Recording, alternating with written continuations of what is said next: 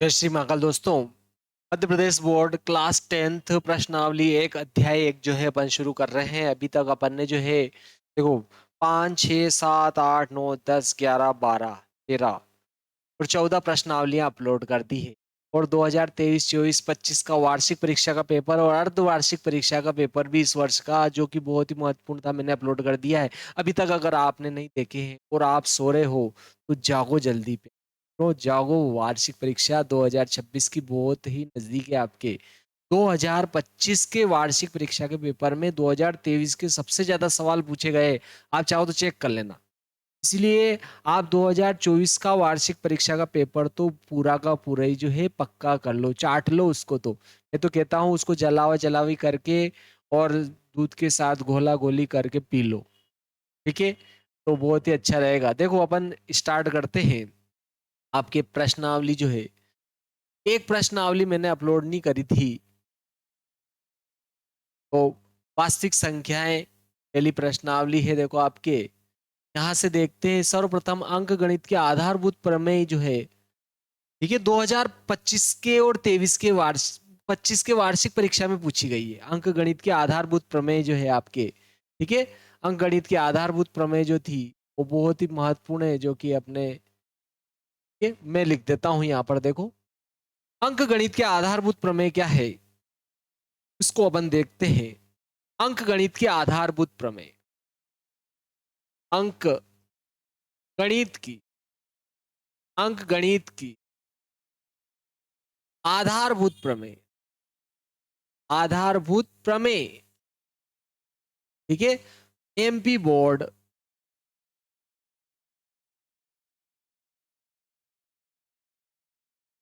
MP board 2025 वार्षिक परीक्षा में पूछा गया इसको। क्लियर है? अंक गणित के आधारभूत प्रमेय क्या होती है, ठीक है, एक को छोड़कर सभी भाज्य संख्याओं के अभाज्य गुणनखंड, ठीक है, एक को छोड़कर सभी भाज्य संख्याओं को, या एक से बड़ी सभी भाज्य संख्याएं, ऐसे भी आप कह सकते हो कि एक से बड़ी सभी भाज्य संख्याओं के अभाज्य गुणनखंड, ठीक है, अभाज्य गुणनखंड बिना क्रम ध्यान रखे अद्वितीय होते हैं। बिना क्रम ध्यान रखे अद्वितीय होते हैं। यह आपके अंक गणित के आधारभूत प्रमेय है। बहुत ही सिंपल है, ठीक है। एक से बड़ी सभी भाज्य संख्याओं के अभाज्य गुणनखंड बिना क्रम ध्यान रखे अद्वितीय होते हैं। बहुत ही सिंपल, ठीक है। इस प्रमेय के अनुसार यह अंक गणित की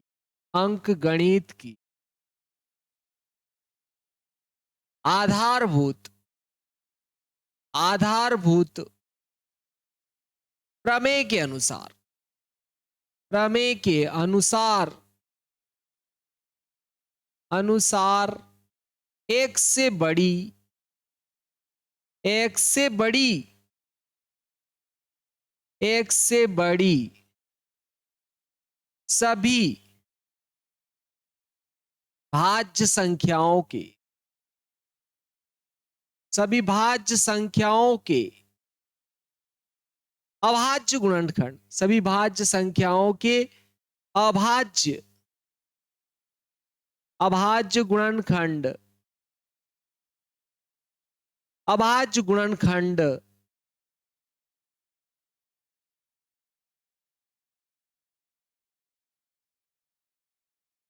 ठीक है, अभाज्य गुणनखंड, एक से बड़ी सभी भाज्य संख्याओं के अभाज्य गुणनखंड बिना क्रम ध्यान रखे, बिना क्रम ध्यान रखे अद्वितीय होते हैं। अद्वितीय होते हैं, ठीक है, अद्वितीय होते हैं। यह आपके अंक गणित के आधारभूत प्रमेय है, ठीक है। एक से बड़ी सभी भाज्य संख्याओं के एक से बड़ी सभी भाज्य संख्याओं के अभाज्य गुणनखंड बिना क्रम ध्यान रखे, मतलब कैसे भी आगे पीछे लिख दो, बिना क्रम ध्यान रखे अद्वितीय होते हैं, ठीक है, अद्वितीय होते हैं। ये देखो लिख रखिए आपके, ठीक है।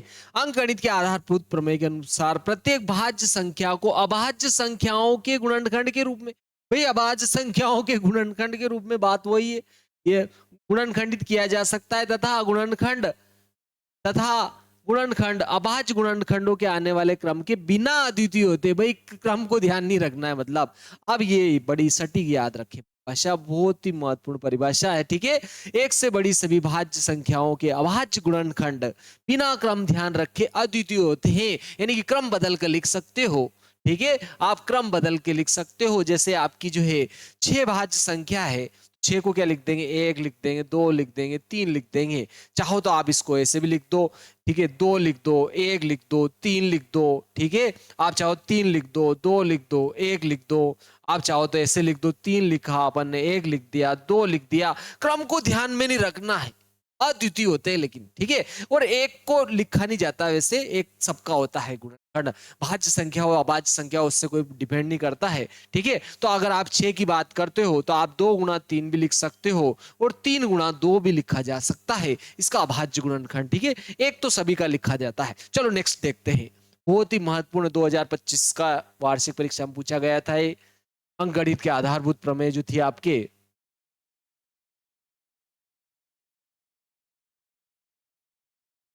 नेक्स्ट आ जाता है, देखो उदाहरण पहला।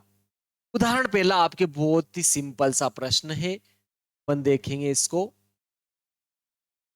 क्या कह रहा है। देखो उदाहरण पहला, संख्याओं 4 की घात n पर विचार कीजिए। हाँ साहब बहुत विचार कर रहा हूं, ओहो गजब विचार कर लिया साहब। जहां n एक प्राकृत संख्या है, जांच कीजिए कि क्या n का कोई ऐसा मान है क्या।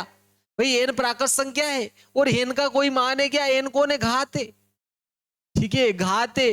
घात बड़ी खराब होती है, आप ध्यान रखना, ठीक है। बहुत सी बार बोल देते आपकी घात लिखी है साहब, तो ये घात वो वाली घात नहीं है, ठीक है ना। आपने देखते कोई हाथ देखता है, कह देता है आपकी घात लिखी है, घात लिखी है, वो वाली घात नहीं है। चलो आगे देखते हैं। तो n का कोई ऐसा मान है जिसके लिए 4 की घात n अंक शून्य पर समाप्त हो। ऐसा कह रहा है क्या, अंक शून्य पर समाप्त हो। n का ऐसा कोई मान है क्या इसमें, चलो देखते देखे। n का ऐसा कोई मान है क्या जो ये अंक शून्य पर क्या हो, समाप्त हो, ठीक है। क्या कह रहा है कि संख्याओं 4 की घात n पर विचार कीजिए। n कोई प्राप्त, n कोई क्या है, प्राकृत संख्या है, ठीक है। n कोई प्राकृत संख्या है, ठीक है। आपके उदाहरण पहला है, उदाहरण पहला, ठीक है, बहुत ही महत्वपूर्ण उदाहरण है। वो क्या कह रहा है, 4 की घात n पर विचार कीजिए, इस पर विचार करना है। और n क्या है, आपके प्राकृत संख्या, ठीक है। और प्राकृत संख्या है, जब ये प्राकृत संख्या है तो इसका मान क्या होगा, 1 2 3 4 5 6 7 8, ये कुछ भी हो सकता है, ठीक है। और वो क्या कह रहा है कि n का कोई भी मान रखो तो ये क्या शून्य अंक पर समाप्त हो सकती है, कि जैसे 40 आ जाए, ठीक है, 40 आ जाए, इसका कोई भी मान रखो, 40 आ जाए, 400 आ जाए, ठीक है, 4000 आ जाए, या इसका कोई गुणांक आ जाए। जैसे आप इसमें 30 का गुणा करोगे तो आपके 4 में अगर 30 का गुणा करते हैं तो 4 × 12 120 आ जाए, ठीक है, ऐसे कुछ। तो ये शून्य पर समाप्त हो सकता है क्या, ऐसा कह रहा है कि ये शून्य पर समाप्त हो सकता है क्या।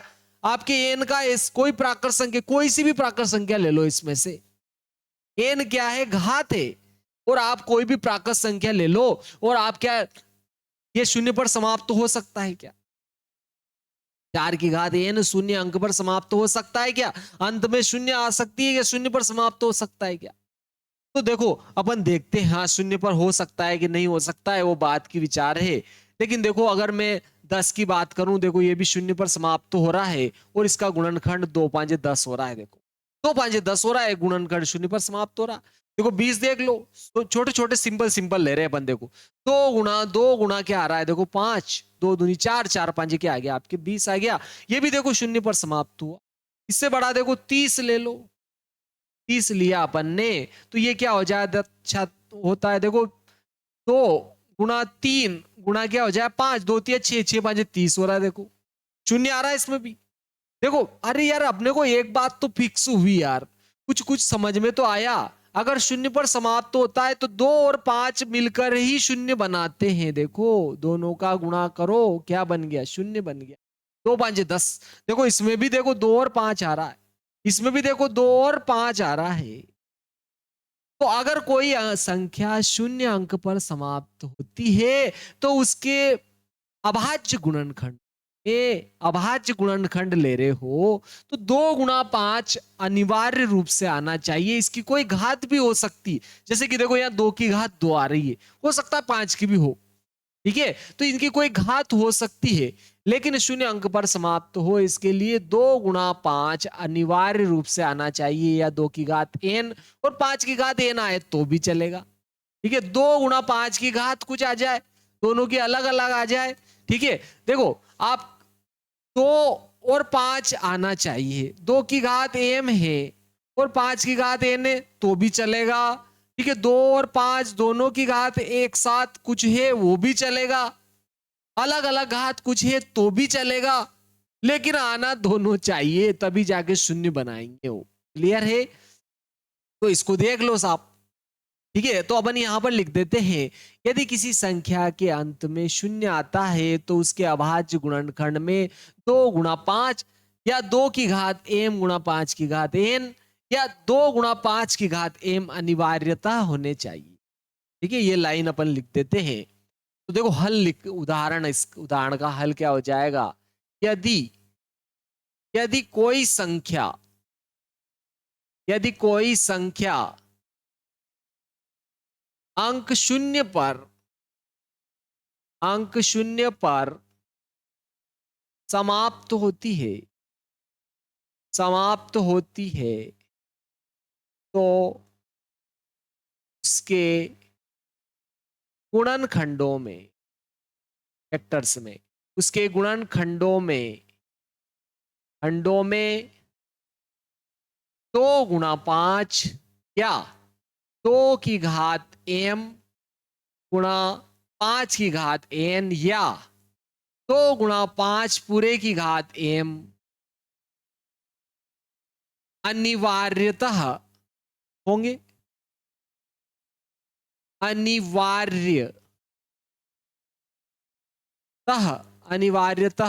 होंगे, अनिवार्यता होंगे तभी वो शून्य होगी, ठीक है। अनिवार्यता होंगे तभी वो शून्य होंगी, क्योंकि यही तो मिलकर 2 और गुणा 5 मिलकर ही तो शून्य बना रहे हैं। तो अनिवार्यता होंगे, अनिवार्य रूप से होंगे, अनिवार्यता होंगे। लेकिन लेकिन क्या हो रहा है बोलो, 4 की घात n बराबर, देखो इसके गुणनखंड करूंगा तो 2 गुणा 2 की घात क्या आ रहा है, n आ रहा है, अर्थात 2 की घात 2 पूरे की घात n, अर्थात 2 की घात 2 का गुणा n में होगा 2n हो जाएगा। तो इसमें 2 तो है लेकिन 5 है ही नहीं, 2 तो है लेकिन 5 नहीं है, तो 5 और होता तभी तो 2 5 10 और शून्य आ जाता। 4 की घात n बराबर 2 की घात n में, ठीक है, 2 गुणा 5 नहीं है, ये वाले गुणनखंड नहीं है, ठीक है। 4 की घात n में 2 गुणा 5 नहीं है, 2 तो है लेकिन 5 नहीं है, ठीक है। में ऐसा नहीं है, ऐसा नहीं है, कैसा नहीं है भाई, ऐसा नहीं है, 2 तो है लेकिन गुणा में 5 नहीं है। 2 की घात m हो सकता, इस प्रकार का होता या इस प्रकार का होता या इस प्रकार का होता तो शून्य आ जाता, ठीक है। 4 की घात n बराबर 2 गुणा 2 की घात n या 2 की घात 2, 2 का गुणा n में किया 2n में, ऐसा नहीं है, ठीक है। अतः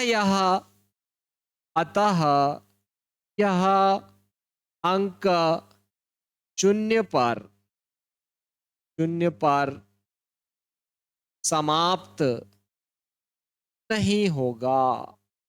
कौन? 4 की घात n शून्य अंक पर समाप्त नहीं होगा। क्लियर बात है?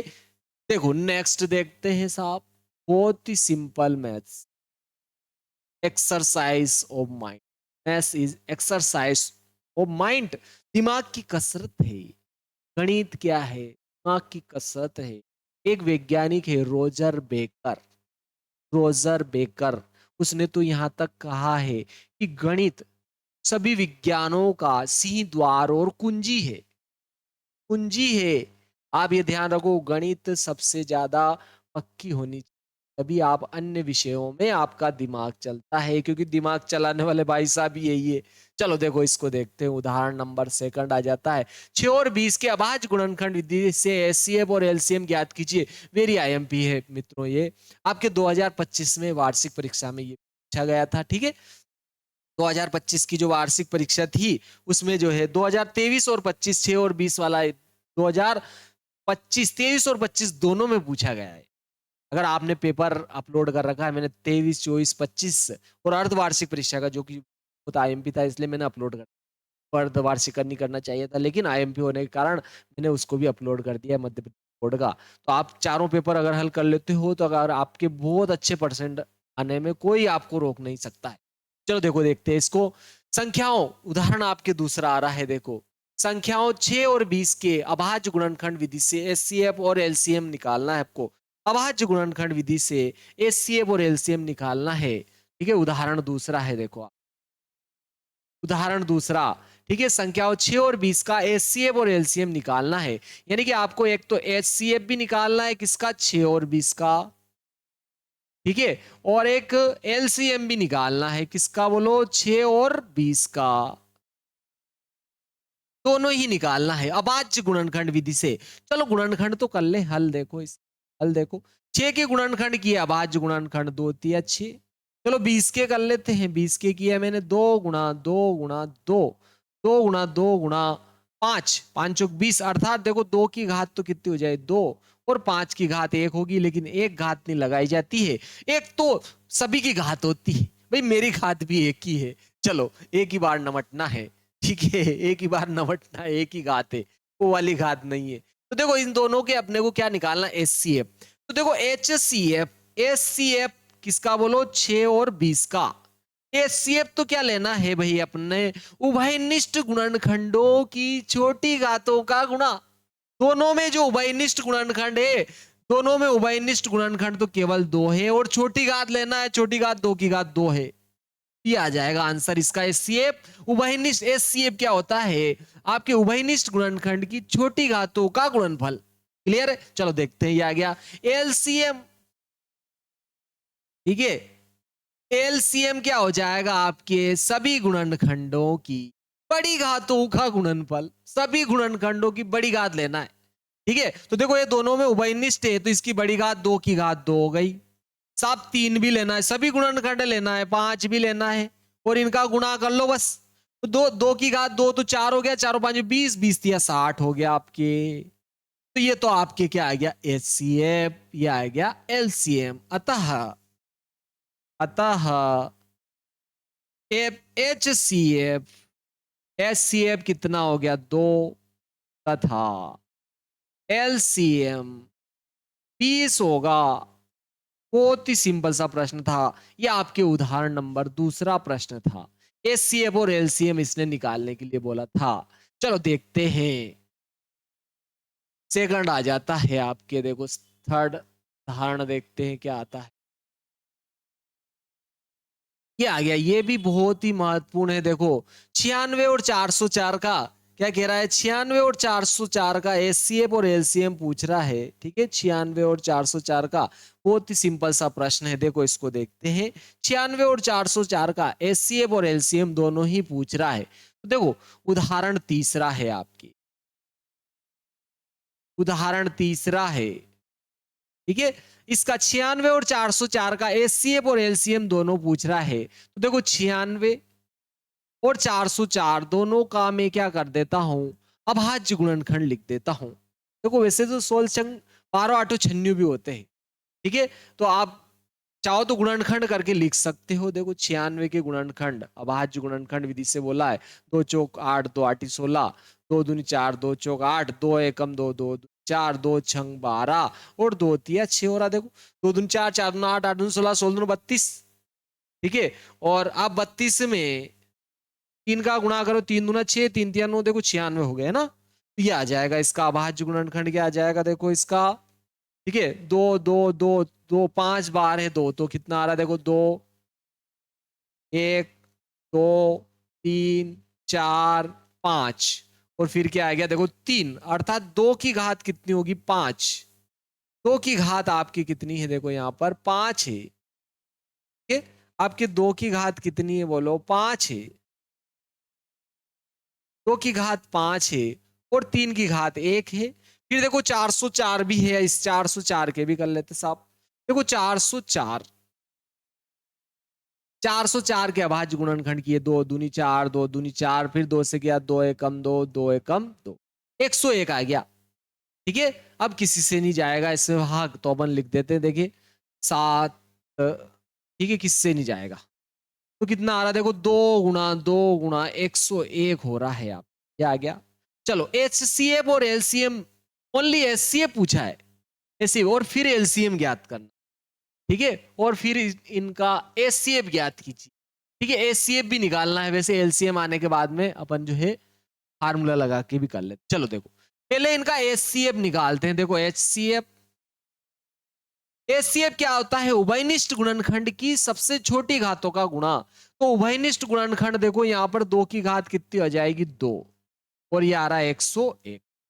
ठीक है, तो उभयनिष्ठ गुणनखंड की छोटी घातों का गुणा था साहब। उभयनिष्ठ गुणनखंड ही एक ही आपके, केवल 2 की घात 2 आएगा, 2 की घात 2 इसमें भी रहेगा, 2 की घात 2 इसमें भी रहेगा, यानी कि 2 की घात 2 आ जाएगा, और 2 की घात 2 का मान तो 4 हो जाएगा, तो HCF भी आ गया।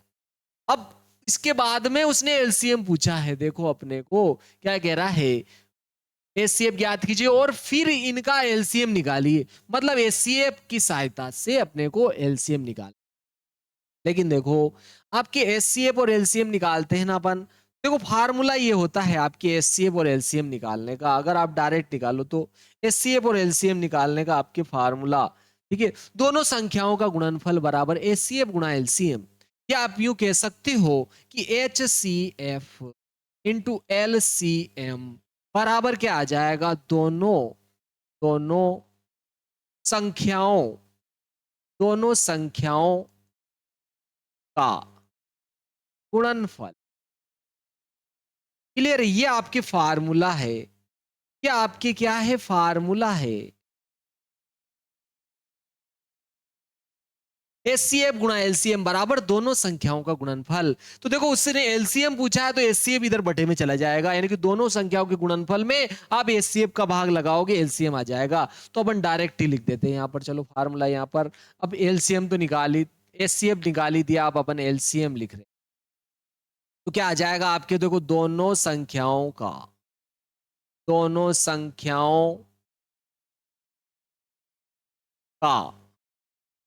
गुणनफल बटे में क्या आ जाएगा आपके HCF। तो देखो दोनों संख्याओं का गुणनफल यानी कि इन दोनों का गुणा, यानी कि एक तो आपके 96 आ रहा है और एक 404 आ रहा है, और एलसीएम कितना, HCF कितना आया 4। तो देखो 4 से इसको डिवाइड करेंगे अपन, देखो 4 एकम 4, 0 4 एकम 4, मतलब 96 में अपन 101 का गुणा करेंगे, आंसर आ जाएगा। चलो 101 में अपन किसका गुणा कर लेते हैं, 96 का। 6 एकम 6, 0 6 एकम 6, फिर 9 से किया 9 एकम 9 एकम 9, 6 आ रहा 9 आ रहा 6 आ रहा 9 आ रहा, 96 96 आ गया। ओ हो 96 96। ठीक है, तो ये तो HCF आ गया 4 और LCM आ गया आपके 96 96। अतः HCF 4 तथा LCM 96 96 होगा, 96 96 होगा। ये आ गया आपके पहले उदाहरण नंबर तीसरे का आंसर। चलो उदाहरण चौथा, आपके उदाहरण चौथा आ जाता है। ठीक है, उदाहरण चौथा देखो आपके बहुत ही IMP और सरल सा सवाल है, ठीक है, बहुत ही सिंपल सा प्रश्न है और वेरी IMP प्रश्न है। उदाहरण के सवाल परीक्षा में मध्य प्रदेश बोर्ड में, तो मध्य प्रदेश बोर्ड तो दीवाना है उदाहरणों का दीवाना है मध्य प्रदेश। ठीक है, इसलिए इनको अच्छे से याद करें आप। देखो उदाहरण 4,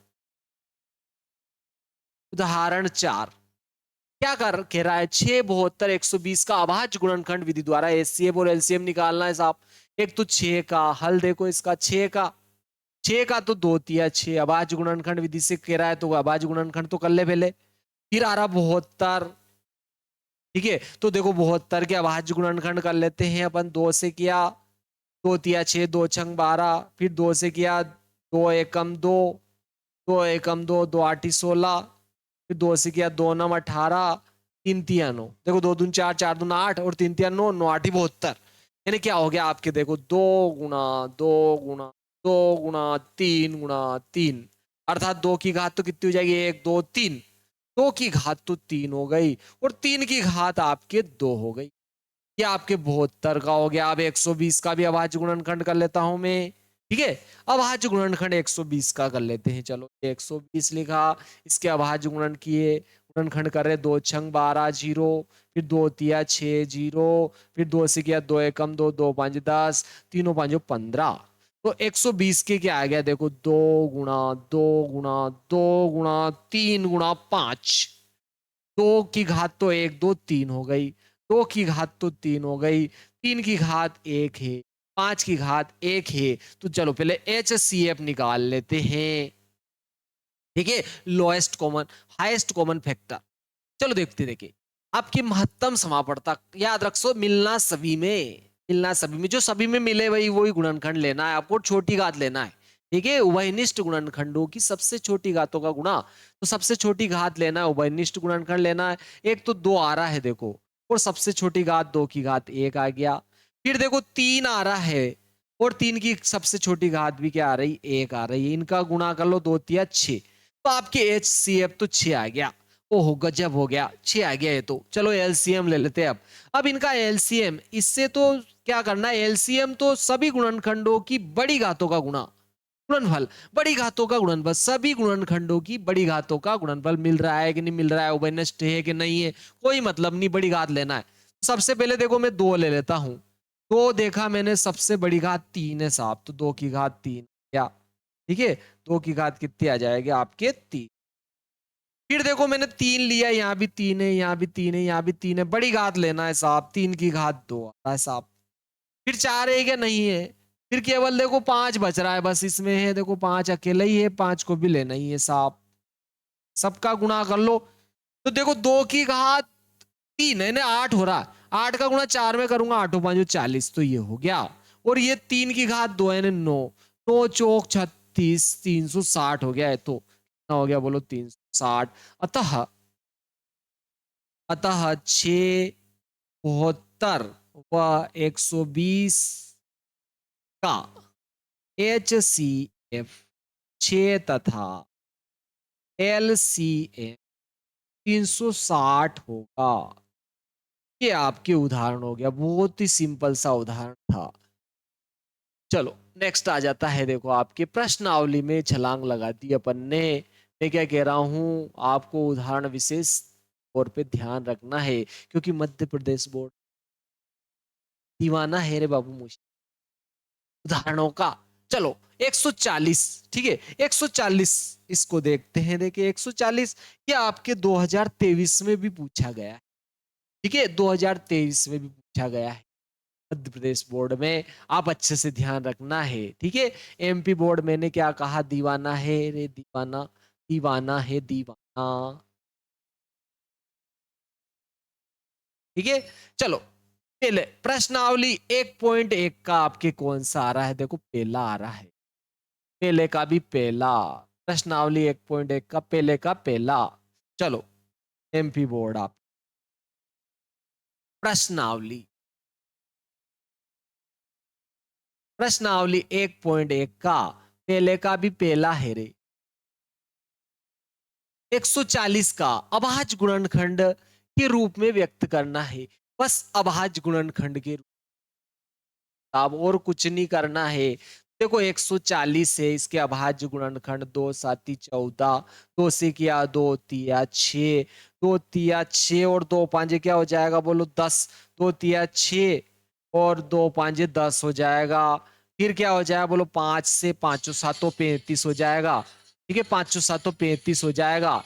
तो इसके अभाज्य गुणनखंड 140 के, ठीक है, डायरेक्टली लिख देते चलो, 140 के अभाज्य गुणनखंड क्या हो जाएगा आपके, 2 गुणा 2 गुणा 5 गुणा 7, 2 गुणा 2 गुणा 5 गुणा 7, अर्थात क्या हो जाएगा, 2 2 की घात तो 2 हो जाएगी, 5 की घात 1 और 7 की घात 1, क्या आ जाएगा, अतः अतः अतः 140 के अभाज्य गुणन, अभाज्य गुणनखंड, अभाज्य गुणनखंड, अभाज्य गुणनखंड क्या आ जाएगा?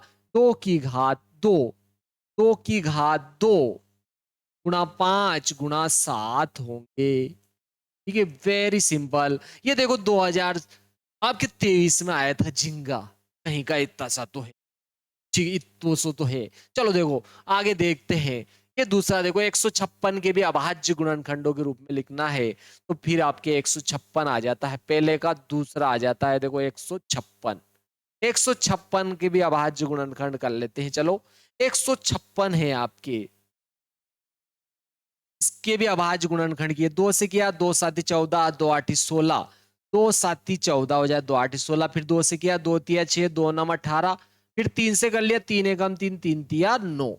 ठीक है, तो क्या आ जाएगा? 2 गुणा 3 गुणा 13, अर्थात क्या हो जाए देखो 2 की घात तो कितनी होगी? 2, और ये 13 हो गया। ये आ गया इसका अभाज्य गुणनखंड। अतः अतः 156 के अभाज्य अभाज्य गुणनखंड, अभाज्य गुणनखंड क्या आ रहे बोलो? 2 की घात 2 13 होंगे। ओहो, आहा, ला ला, ये आ गया साहब, बहुत ही सिंपल था। मेरी आवाज थोड़ी बेसुरी है, कान बंद। 3825 इसका निकालना है। चलो अब अभाज्य गुणनखंड इसका बोलो 3825 का। ठीक है, तो देखो 8 और 5 13 14 15 16 17 18, और 3 से देख लेते पहले। सबसे पहले 3 से किया भाग, 3 एकम 3, 3 दूना 6, 7 21, तो 5 15, 15 हो गए साहब, ये कट गया इससे। देखो 3 एकम 3, 3 दूना 6, 2 बचे, 2 और 2 22 हो गया, 3 7 21, 1 बचा और 5 15, और 3 5 15।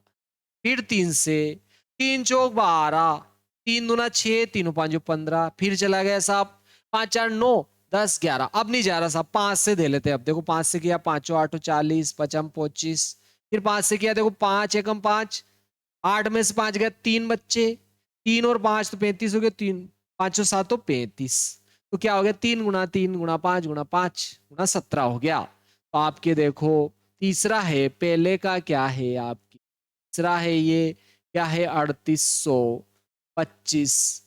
इसके गुणनखंड 3 गुणा 5 गुणा 5 गुणा 17, अर्थात देखो 3 की घात तो कितनी हो गई? 2 हो गई, 5 की घात भी 2 हो गई, और ये 17 हो गई। ये इसके अभाज्य गुणनखंड हो गए।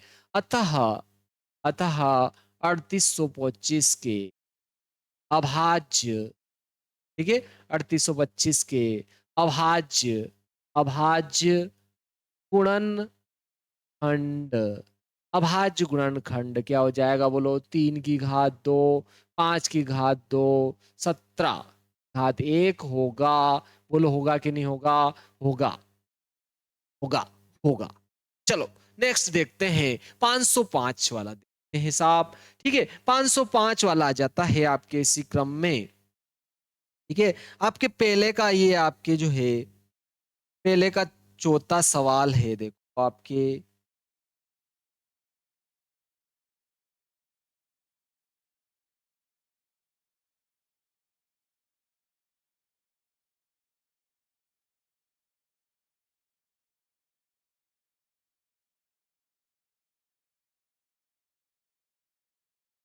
चलो पहले का चौथा सवाल आ जाता है, पहले का चौथा 1.1 का, पहले का चौथा, चौथा चौथा 505।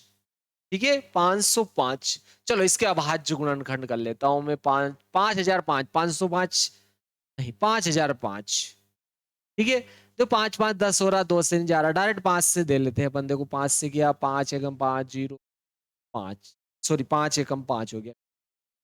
ठीक है, अब देखो 7 से दे लेते, चलो 7 से दिया साहब, 2 4 दिया साहब, 5 के बाद में देखो 7 एकम 7 हो गया। अब यहाँ पर 10 में 7 गया, 3 बचा है। ठीक है, 101 में अपन ने, 1001 में इससे 7 से देखो 7 एकम 7, 3 बचा, ऊपर से 0, 7 की 7 चौक 28 हो रहा है। देखो 2 बचा, ऊपर 7 दिया, 143 बार आ गया देखो। ठीक है, अब आपके 7 दूनी 14 होता है, अब नहीं जाएगा, है ना।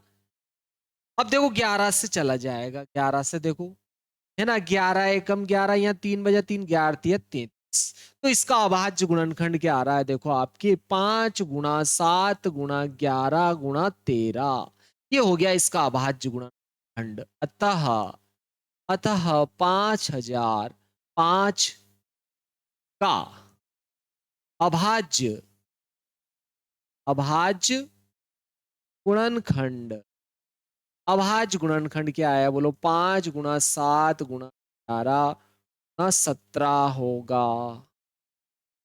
कहो ना होगा कि नहीं होगा, होगा, कहो ना हे, कहो ना हे। चलो आगे नहीं जाना। चलो देखो अगला आ जाता है आपके 7429 का। ठीक है, 7429 का अभाज्य गुणनखंड निकाल लेते हैं आपके प्रश्नावली। ठीक है, 1.1 का पहले का कौन सा आ रहा है, पांचवा है। ठीक है, पहले का पांचवा देख लेते हैं साहब। 7400 क्या आ रहा है आपके, 29 7429 का आ रहा है देखो, 7429। देखो ना, यहां पर देखो 2 से तो जाएगा नहीं, यहां सम संख्या नहीं है। फिर 5 3 से भी नहीं जा रहा, क्योंकि 9 और 2 11 12 13 14 15 हो रहा है, 15 5 20 2 22 हो रहा है। 22 जो है 3 के पहाड़े में नहीं आता। ठीक है, आप चाहो तो 7 का देखोगे, 7 से भी नहीं जा रहा है इसमें। ठीक है, 7 से भी नहीं जा रहा है, देखोगे अगर आप देखो 7 का भाग लगाओगे इसमें, किसमें 7429 में, अगर आप 7 से भाग लगाते हो, 7 एक 7, ऊपर से उतारा 4 भाग नहीं जाएगी, शून्य लगाएंगे 2, 7 छंग 42, ऊपर से उतारा 9, 7 एकम 7 आ जाएगा। 2 बच्चे साहब, 2 बच्चे ही जा रहा है साहब। ठीक है, 8 से भी नहीं जाएगा, 2 से नहीं गया, 9 से नहीं जाएगा, 10, अब 11 का नंबर आ जाता है। देखो आपके किसका आता है, आपके 11 का नंबर आ जाता है। आहा, 7429 में अपन 11 से भोग लगा देते हैं। देखो 11 छंग 66 हो गया, 11 संग 66, इधर हासिल लेंगे 14, 14 में 6 गया जाएगा तो 9 बच जाएंगे देखो। ठीक है, 6 4 10, 6 और 4 नहीं 8 बचेंगे साहब, 8 और 6 14 होते हैं, 8 होते हैं, 8 बचते हैं, 8 बचते हैं, माफी चाहूंगा माफी चाहूंगा। चलो 8 और 6 14, इधर 6 में 6 गया, 0 ऊपर से उतारा 2, तो 11 8 88 ज्यादा हो जाए, 11 7 77, इधर हासिल लेंगे 12 में 7 गया 5, ठीक है, एक ऊपर से उतारा 9, तो 11 से भी नहीं जा रहा आपके, 12 से भी नहीं जाएगा, अब 13 की बारी आ जाती है आपके यहाँ। ये किसकी जाती है, 13 की बारी आ जाती है इसमें। ठीक है, 7429 में अपन 13 से भाग लगाएंगे, 13 5 65, 13 से 78 ज्यादा हो जाएंगे, 13 5 65, 13 5 65 होता है, 65 और 5 70, 5 70 और 4 74, 9 बज गया, ऊपर से उतारा 13 से 78 ज्यादा, 13 7 91, 13 7 एक बचा, ऊपर से उतारोगे 9 नहीं जाएगा साहब। ठीक है, देखो अब यहां पर 13 से नहीं जा रहा है, 14 से भी नहीं जाएगा, सम संख्या आ रही, 7 का भी नहीं गया, 2 का भी नहीं गया, 14 से नहीं जाएगा, 15 नहीं जाएगा, 16 भी नहीं जाएगा क्योंकि 2 का गया ही नहीं, 17 आ गया, बस आखिरी 17 है देखो। ठीक है, 7429 में अपन 17 से देखते देखते, देखो 17 × 51, 17 × 68 ज्यादा हो जाए, 17 × 51 हो जाएगी, 17 × 51, 17 × 68, यस 17 चौक क्या हो जाएगा, 68 हो जाएगा। तो 69 70, 4 74 कितना हो रहा है, देखो 6 बच रहा है, 6 में से गया 0, ऊपर से होता है 17 × 51, 17 × 68 ज्यादा हो जाए, 17 × 51 हो रहा है देखो, यहाँ एक बचा, और यहाँ भी आपके एक बचा है, 17 7 119 होता है देखो। तो आपकी कितनी बार कटा है, 6 3 7 बार, 17 से कट गया ये 17 से कटा। अब आपके, अब देखो फिर 17 से जा रहा है क्या, फिर 17 से देख लो साहब, 637 में 17 से देखा, 17 × 51, 17 जो 68 ज्यादा हो, 17 × 51 हो गया, 2 बचा, इधर 1 बचा, 17 सात 119, 17 8 136 आ ही नहीं रहा साहब, 17 से नहीं जाएगा तो अब इसके ऊपर वाली संख्या जाएगी साहब। 18 ले सकते हो, 19 ले सकते, सॉरी 17 के बाद 18, यस 18 का जाएगा नहीं क्योंकि 2 और 3 का पहले ही देख चुके हैं अपन। 19 का अभी इसमें आप 19 चेक कर सकते हो, ठीक है। आप इसमें कौन सा चेक कर सकते हो, 19 देख सकते हो। 19 30 57, 19 76 ज्यादा, 19 या 57 हो जाएंगे। देखो 57, 58, 59, 60, ठीक है। 63 और 6 बच जाएगा, ठीक है। ये देखो 19 से भी नहीं जा रहा क्योंकि 19 का पहाड़े में ये नहीं आता है। फिर 20 आ जाता है, 21 आ जाएगा, 21 का भी नहीं जाएगा, 20 का भी नहीं जाएगा क्योंकि 5 का भी नहीं गया आपके, ठीक है। 21 का 3 और 7 का नहीं गया, 22 का 2 का गया ही नहीं, 11 का गया ही नहीं। तो अब आता है 23, देखो क्या आ जाता है आपके 23। 23 से देखो 23 23 दुना 69, 23 या 69, देखो 3 या 9 3 6, लेकिन ज्यादा हो रहा है, देखो ये आपके क्या हो रहा है, ज्यादा हो रहा है तो अपने को 2 बार ही देना पड़ेगा। देखो 2 23 दुना 46 हो जाएंगे। इधर हासिल लूंगा 13, 13 में 6 घटेंगे तो 6 4 10, 13 में 7 बच गया, देखो 6 12, फिर 5 में से 4 जाएगा 1, ठीक है। देखो 2 8 ही 16 होता है, देखिए 8 से देखते, 8 से भी नहीं जाएगा साहब, इससे भी नहीं जाएगा आपके, देखो ठीक है, इससे भी नहीं जाएगा।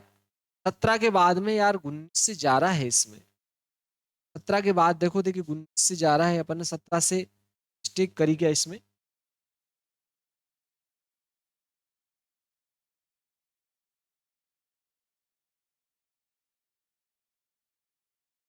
देखो अपन ने इसमें 17 से 74, 29 में अपन ने 17 से इसको डिवाइड किया तो 437 आ रहा है, क्या आ रहा है 437, यहाँ 437 आएगा, सही है, ठीक है। देखो 17 चौक 68 होते हैं ना, 17 5 85, तो थोड़े 17 चौक 68 हो जाएंगे, बिल्कुल सही, अपन ने यहाँ मिस्टेक कर दी। अब देखो फिर अपन किससे कर लेते, देखो इसके बाद में 17 के बाद 18 19 का देखते, देखिए इसमें 17 का इसमें अब नहीं जाएगा है ना, तो अब अपन ने इसमें देखो 19 का देखते हैं, 437 में, 437 में अपन जो है 19 का भाग लगाएंगे तो ये 19 से कितनी बार चला जाएगा आपके, 23 बार चला जाएगा। तो इसके अभाज्य गुणनखंड क्या होंगे, तो 17 आ रहा है, 19 आ जाएगा और 23 आ जाएगा, बहुत ही सिंपल था, ठीक है। आपको याद रख लेना इसके, ठीक है। तो अतः अतः 74, अतः 74 29 के अभाज्य अभाज्य गुणनखंड, अभाज्य गुणनखंड 17 19, 17 गुणा 19 गुणा 23 होगा, ठीक है। 23 हो जाएगा, ये आ गया आपके, देखो 1.1 का पहले का, ठीक है। अब पहले का देखो दूसरा आ रहा है, ये बहुत महत्वपूर्ण सवाल है, ठीक है। पहले का जो दूसरा प्रश्न है आपके, पहले का दूसरा प्रश्न अगर देखा जाए तो ये आपके लिए प्यारा प्रश्न है, पहले का आपके जो प्रश्न है, ठीक है?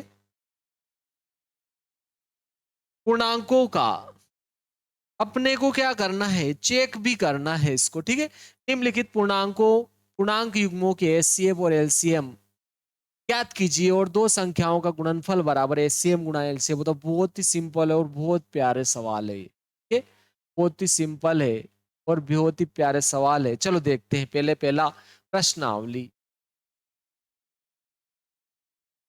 ठीक है। तो 1.1 का 1.1 का दूसरे का आपके पहला आ जाता है 26 और 91 वाला आ जाता है, ठीक है। 26 और 91 वाला, 26 और 91, ठीक है।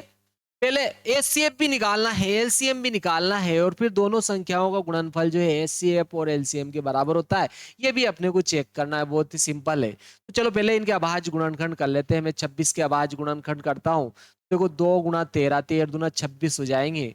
फिर 91 की करेंगे तो देखो 17 इसका हो रहा है, देखो 91 का 91 का, कि 7 से हो रहा है क्या, देखिए 7 एकम 7 और 2 9, 7 तिया 21, ठीक है। देखो 13 7 91 हो रहा है, वैसे ही पता चल रहा था 13 7 91 होता, ठीक है। तो पहले एचसीएफ निकाल लेते हैं। देखो इनका एचसीएफ जो उभयनिष्ठ गुणनखंड है, छोटी घात तो उभयनिष्ठ गुणनखंड तो दोनों में 13 है, तो क्या आ जाएगा इसका एचसीएफ, तो 13 हो गया। फिर अपने को एलसीएम लेना है। एलसीएम क्या होता है बोलो, सभी गुणनखंडों की बड़ी घातों का गुणा। तो सभी गुणनखंड ले लो साहब, एक तो 2 ले लिया, फिर 7 लिया, फिर 13 लिया, बड़ी घात एक ही है साहब। देखो 13 7 91 तो ये हो गया आपके साहब, 13 7 91 तो ये हो गया। 2 का और गुणा करेंगे ना अपन, तो 2 एकम 2 और 2 नम 18, कितना हो गया आपके 182 हो गया। ये हो गया साहब, एचसीएफ भी आ गया, एलसीएम भी आ गया, ठीक है। अब एचसीएफ गुणा एलसीएम भी लिख लेते हैं, चलो इन दोनों का गुणा भी कर लेते साहब। एचसीएफ, ठीक है, एचसीएफ इंटू एलसीएम भी कर लेते हैं। एचसीएफ तो 13 है और एलसीएम आ गया आपके 182। चलो इनका अपन क्या कर लेते हैं, गुणा किया साहब, इनका अपन ने क्या किया, गुणा किया। एचसीएफ और एलसीएम का क्या कर लेते हैं अपन, गुणा किया साहब। एचसीएफ और एलसीएम का 182 में, ठीक है, अपन 13 से क्या कर लेते हैं, गुणा कर लेते हैं। तो इनका गुणनफल आ रहा है, देखो 2366 आ गया आपके इनका गुणनखंड, ठीक है, एचसीएफ और एलसीएम का। अब दोनों संख्याओं का गुणा कर लेते हैं, संख्याओं दोनों संख्याओं का गुणनफल। देखो दोनों संख्याएं तो कौन सी थी, एक तो 26 थी और 91 थी, यानी कि अपने को 91 में 26 का गुणा करना है। देखो 6 एकम 6 हो जाएगा, 6 नम 54 हो गया, 2 एकम 2 हो गया, 2 नम 18 हो गया, 6 हो गया, 6 हो गया, 8 5 13 की 3 अस्सी लेख हो गया, 2366 आ गया, इसका मान भी 2366 आ गया। देखो एचसीएफ गुणा एलसीएम भी 2366 और दोनों संख्याओं का गुणनफल भी 2366, तो दोनों क्या हो गया आपके, देखो इक्वल हो गए। इक्वल कौन हो गया बोलो, दोनों संख्याओं का गुणनफल। क्लियर है, दोनों संख्याओं का गुणनफल बराबर क्या आ गया, देखो आपके एचसीएफ गुणा एलसीएम हो गया, ठीक है, बराबर क्या हो गया आपके एचसीएफ गुणा एलसीएम। ये अपन ने जांच कर ली साहब, जांच भी कर ली, आपके हल हो गया। बहुत ही सिंपल सा प्रश्न था। अपने को एचसीएफ भी निकालना था, एलसीएम भी निकालना था, दोनों संख्याओं गुणनफल भी निकालना था, फिर जांच करनी थी कि एचसीएफ गुण दोनों संख्याओं का जो गुणनफल है वो एचसीएफ और एलसीएम की है या था। देखो आप बिल्कुल सही, ठीक है।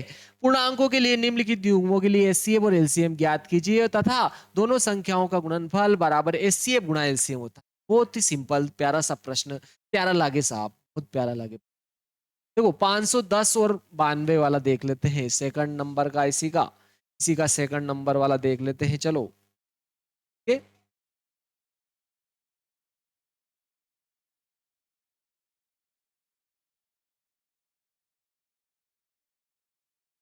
दूसरा प्रश्न आ जाता है इसका, देखो दूसरा आ जाता है, सेकंड नंबर का प्रश्न आ जाता है इसका। सेकंड नंबर का है 17 5 आपके क्या है 510 और 92 आ रहा है, देखो 510 है और 92 92 है साहब। चलो इनके देख लेते साहब, पहले एचसीएफ भी निकालना है, एलसीएम भी निकालना है, फिर दोनों का गुणा करना है। देखो 510 है, 2 से किया 2 दूनी 4 हो जाता है, 2 5 10, 2 5 10 हो गया, ठीक है। फिर 5 5 10, 2 12 हो रहा, देखो 3 से हो जाएगा, तीनों 8 24, तीनों 5 15, 8 5 13, 5 से कर लिया, देखो 5 एकम 5 5 7 35, तो इसके 510 के आपके अभाज्य गुणनखंड क्या आए, 2 गुणा 3 गुणा 5 गुणा 17 आ गया, ठीक है। अब अपन जो है 92 के भी कर लेते हैं हिसाब। 92 के अभाज्य गुणनखंड करता हूं मैं, 92 के किए साहब, 2 से किया 2 चौक 8, 2 छंग 12, 2 से किया 2 दूनी 4, 2 तिया 6, तो क्या आया देखो आपके 2 गुणा 23, अर्थात 2 की घात 2 हो गया गुणा 23 हो गया, ठीक है। चलो अब अपन एच सी एफ निकाल लेते हैं। इनमें तो उभयनिष्ठ गुणनखंड की छोटी घात लेना है। उभयनिष्ठ गुणनखंड 2 है, छोटी घात 2 है, 2 ले लिया साहब। 3 इसमें नहीं है, इसमें 23 इसमें नहीं है, इसमें 5 है, इसमें नहीं है, इसमें 17 इसमें नहीं है, तो केवल और केवल 2 आ जाएंगे एचसीएफ। फिर आ जाता है देखो एलसीएम आ जाता है। सभी गुणनखंड की बड़ी घात लेना है, तो पहले तो 2 लिया, इसकी बड़ी घात 2 है, 2 ले लिया साहब। फिर 3 ले लिया, फिर 5 ले लिया, ओहो, फिर 17 लिया, फिर 23 ले लिया, ये आ गया आपके। ठीक है, इनका अब अपन गुणा कर लेते हैं, चलो। ठीक है, इन सबका अपन ने गुणा किया। देखो 23 आपके 2 की घात 2। देखो 2 की घात 2 और 23 का गुणा अपने पास में 92। ठीक है, और 17 5 ठीक है, इनका वैसे इनका गुणा अपन बेटर होता अपन। ठीक है ना, चलो इसका ऐसे ही कर लेते, चलो इन दोनों का गुणा किया तो अपने 92 आया था। और 17 या तीनों 5 15 हो गया। देखो पहले 15 का और कर लेते, ठीक है, या फिर इन दोनों का एक साथ कर लेते हैं, चलो इनका सिंपल रहेगा। देखो कैसे, अपन पहले देखो 17 15 17 5 3 और 2 510 हो रहा। देखो तो देखो ये 17 हो रहा, आपके यहाँ पर क्या आ गया, ये तो 17 हो गया आपके। फिर ये 5 हो गया, फिर ये 3 हो गया, और एक 2 ले लिया, 3 का 510 हो जाए। ठीक है, एक 2 बचाना, एक 2 और 23, 23 दूना 46 हो रहा आपके। 46 का और गुणा कर देंगे, आंसर आ जाएगा आपके। ठीक है, यहाँ 2 बचा था क्योंकि अपन ने देखो गुणा किया 2 3 5 17। आपके देखो 2 3 5 17, तो उसका 510 हो रहा था, इसने दिया था 510। फिर एक 2 यहाँ बचा था, एक 23 था, 23 दूना 46, जीरो तो ऐसे लगा दिया, 6 कम 6, 6 5 30 हो गया। 4 तो इस जीरो तो ऐसे लिख दिया अपन ने, देखो 4 1 कम 4, और चारों 5 20 हो गया। यहाँ तो जीरो आ जाएगा, यहाँ आ गया 6, आ गया 4, यहाँ आ गया 3 2, कितना आ गया आपके, देखो एसी आ गया 23,460। क्या आ गया, चलो एचसीएफ और एलसीएम का गुणा भी कर लेते हैं, साथ का गुणा भी कर लेते हैं। एचसीएफ तो केवल 2 है, एचसीएफ केवल 2 है, एलसीएम आ रहा है देखो आपके 23,460। 2 का गुणा करूंगा, जीरो तो ऐसे लगा दिया, 2 छंग 12 की 2 एक आ गया, 2 छंग 12 की 2 हासिल 1, 2 चौक 8 और एक हासिल का था 9 गया। ठीक है, और देखो 23 दूना 46 हो गया, ये आ गया आपके। ठीक है, अब चलो दोनों संख्याओं का गुणा कर लेते हैं साहब।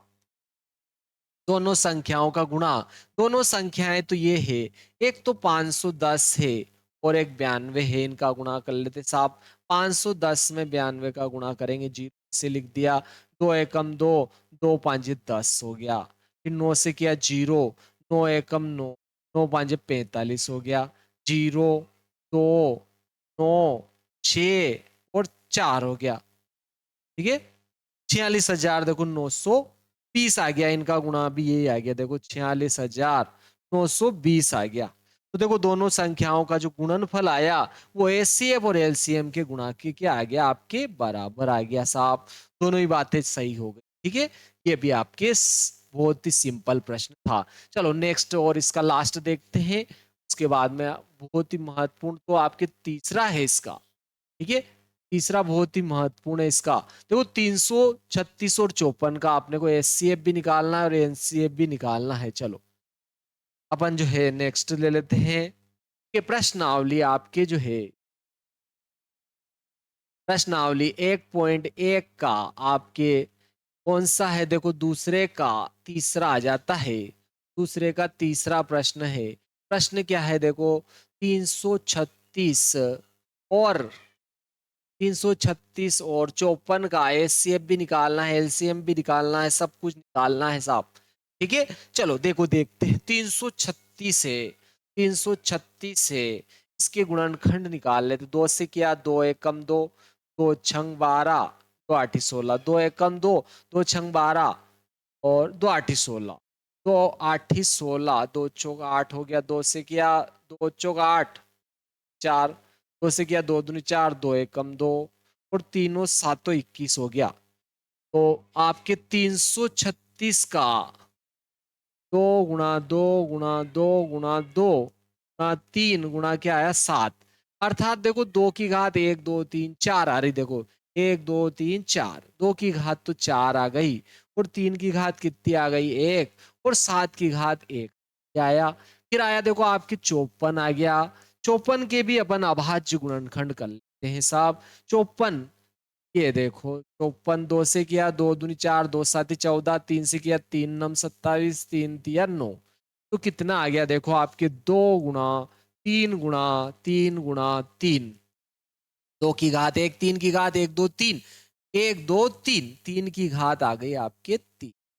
चलो अब HCF आता है आपके उभयनिष्ठ गुणनखंड, एक तो 2 आ रहा है साहब, छोटी घात लेना है एक ही लेंगे, उभयनिष्ठ गुणनखंड 3 भी आया, इसकी घात भी छोटी एक ही लेंगे, और कोई उभयनिष्ठ नहीं, तो 2 तिया 6 आ गया। फिर देखो LCM में तो सभी गुणनखंड लेना है, तो पहले 2 की घात क्या आ जाएगी आपके 4 आ जाएगी, फिर 3 की घात क्या आ जाएगी 3 आ जाएगी, और फिर सात सभी गुणनखंडों की बड़ी घातों का गुणनफल, सभी गुणनखंडों की बड़ी घातों का गुणनफल होना समझ में, तो लिखो ना कमेंट में भी, तो चलो नन्हे नन्हे, तो आप जो है जरूर कमेंट किया करो, ताकि मेरे को पता तो चले कौन देखता है कौन नहीं देखता है, कौन पढ़ता है। चलो देखो क्या समस्या आती है वो भी लिखे। देखो यहाँ पर 2 की घात तो 4 आ रहा है, और 3 की घात 9 आ रही है। चलो अब अपन इसका गुणा कर लेते हैं, चलो दोनों का गुणा कर लेते हैं। देखो ये 336 हो रहा है, 7 और 3, 3 और 7 और 1 2 3 4, तो 4 तो 4 ही साहब इसमें, ठीक है 4 तो 4 ही है, और एक 3 और एक 7 ले लेते हैं, तो कितना आ जाएगा 336 आ जाएगा, ठीक है। देखो 2 की घात तो 4 भी आ जाएगी, 3 भी आ जाएगा, 7 3 भी आ गया 7 आ गया, 3 की घात 2 है, 3 3 9 का, और गुणा कर लो बस, 9 छंग 54 की 4 हासिल, 18 9 27, 27 और 3 30 2 32 के 2, 3 और 9 27, 28 29 30 हो गया आपके, तो कितना आया ये आपके 3024 आ गया। फिर देखो HCF और LCM का गुणा भी निकाल लेते साहब, इन दोनों का गुणा यानी 6 में 6 का गुणा जो है 3024 में कर लेते हैं।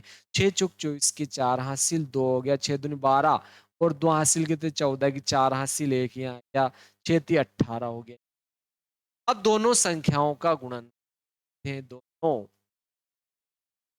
संख्याओं दोनों संख्याओं का गुणनफल, कौन सा फल बोलो, गुणनफल, सर ये भी कोई फल है क्या, साहब यहाँ आ रहा है तो हो गई सही, ठीक है 336 गुणा 54, ठीक है 336 गुणा क्या हो गया 54, बोलो आंसर आ रहा है कि नहीं आ रहा है, साहब गुणा तो करो, चलो गुणा कर लेते हैं। यहाँ पर देखो 4 से गुणा किया, 4 छंग 24 के 4 हासिल 2, 4 ती 12 13 14 की 4 हासिल 1, 4 ती 12 और 1 हासिल 13, 5 छंग 30 की 0 हासिल 3, 5 थी 15 और 3 18 की 8 हासिल 1, वो 5 थी 15 और 1 16 हो गया, 4 4 8 3 11 की 1 हासिल 6 7 और 1 8 हो गया, 1 हो गया, क्या आ रहा है साहब यही, साहब बोलो, बोलो ना, 18,144, 18,144 दोनों ही से आ गया, तो अतः आपकी ये सही रहा, अतः अतः दोनों दोनों दोनों संख्याओं का गुणनफल, ठीक है गुणनफल बराबर क्या आ गया आपके HCF गुणा LCM आ गया। प्यारे मित्रों बहुत ही सिंपल प्रश्न था, गजब गजब के प्रश्न, आगे वाला तो और भी IMP है, ठीक है 2023 में कौन सा आया, 24 में कौन सा आया, 25 में कौन सा आया, वो भी मैं आपके बताते हुए चल रहा हूँ, ताकि आपको पता तो चले कौन सा IMP है कौन सा नहीं, कौन सा परीक्षा में आ सकता है, ठीक है। तो आप जो है वीडियो को लाइक शेयर और सब्सक्राइब नहीं किया है तो वीडियो को लाइक शेयर और सब्सक्राइब कर ले, और बेल आइकन को तो भूले ही नहीं, ये तो नए नए लेटेस्ट वीडियो नहीं आएंगे, ऐसा ही कह रहा हूँ। चलो आगे नेक्स्ट वीडियो में मिलते हैं, जय श्री महाकाल दोस्तों।